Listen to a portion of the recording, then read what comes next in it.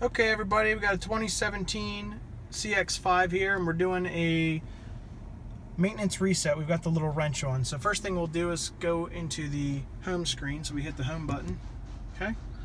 Then you'll see up here you want to highlight where it says applications. So highlight applications, hit the enter button, toggle down to vehicle status, then go down to maintenance.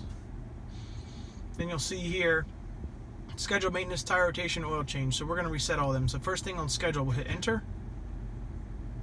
We'll toggle down to reset.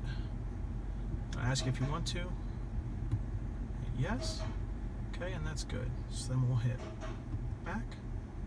Go down to tire rotation, it's the same thing. Go down to reset. Hit reset again. Your tire rotation is reset to 5,000 miles. We'll go back again, and then the last one we'll have to do is oil change, okay? So go down and hit reset.